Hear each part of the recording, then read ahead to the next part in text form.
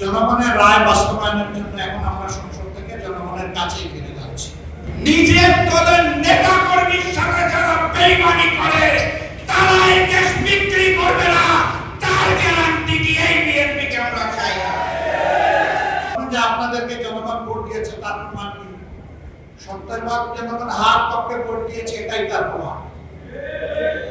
আমরা হার পক্ষে ছিলাম, আমরা হার পক্ষে আছি। আমরা জনগণের সুপ্রিম উইলে আমরা সম্মান দেখিয়েছি, আমরা দেখিয়ে যাব। এই সংসদ মানুক আর না মানুক গণভোটের রায় আমরা বাস্তবায়ন করব, আদায় করে ছাড়ব। আমি আর কথা বাড়াচ্ছি না, আমি দুঃখ প্রকাশ করছি। পর্যাপ্ত সময় হাতে নিয়ে রওনা করেছিলাম, আসতে পারলাম না। কেন জানেন? বাংলাদেশ তেলের উপরে বাসছে, এই জন্য আমি আসতে পারি। সংসদে যখন সরকারি দলের মন্ত্রীরা কথা বলেন, এমপিরা কথা বলেন, তখন মনে হয় বাংলাদেশে এখন দুধের নহর নয়, তরল সুদার নহর এখন বয়ে যাচ্ছে। আমরা যখন জ্বালানি সংকট আর জনগণের ভূমিকা নিয়ে কথা বলি, আমাদের নোটিশটা আলোচনায় আসতেই দেওয়া হয়। সত্য জনগণের কাছে প্রকাশ পেয়ে যাবে। তো পেঁচা চোখ বন্ধ করে রাখবে বলে আগামীকালকে সূর্য কি উঠবে না? অবশ্যই। আজকে সূর্য যেমন উঠেছে, কিয়ামত যদি না হয় আগামীকাল ইনশাআল্লাহ সূর্য পূর্ব দিকে উঠবে। পেঁচার চোখ বন্ধ থাকার উপর সূর্যের উঠা না উঠা নির্ভর করবে না ইনশাআল্লাহ। নিজের দলের নেতা কর্মীর সাথে যারা বেইমানি করে তারা এই দেশ বিক্রি করবে না, তার গ্যারান্টি দিয়ে বিএনপিকে আমরা চাই না।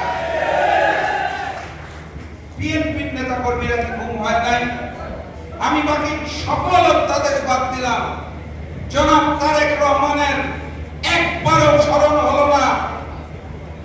এতটাই বিক্রি হয়ে গেছে উনি, এতটাই কঠিন ভাষায় ভারতের কাছে মুচলে কাটিয়ে দেশের মাটিতে পা রেখেছেন যে তার পক্ষে কথা বলা, তার পক্ষে জীবন দেওয়া অসংখ্য নেতা কর্মী যারা গুম হয়েছিলেন, ক্ষমতায় আসার পরে স্বৈরাচার হওয়ার জন্য, ফ্যাসিজম সৃষ্টি করার জন্য যা যা গুণাবলী প্রয়োজন সবকিছু আমরা বিএনপি সরকারের মাধ্যমে দেখে ফেলেছি। দেখা শেষ। তারা ক্ষমতায় আসা মাত্রই এই যে এত গণতন্ত্রের কথা বলে, জনগণের ভোটাধিকারকে হরণ করে তারা শুরুতেই প্রশাসনের বিভিন্ন জায়গায় নিজস্ব দলীয় লোকবলকে স্থাপন করা শুরু করেছে। দেখেছেন তো আপনারা নাকি?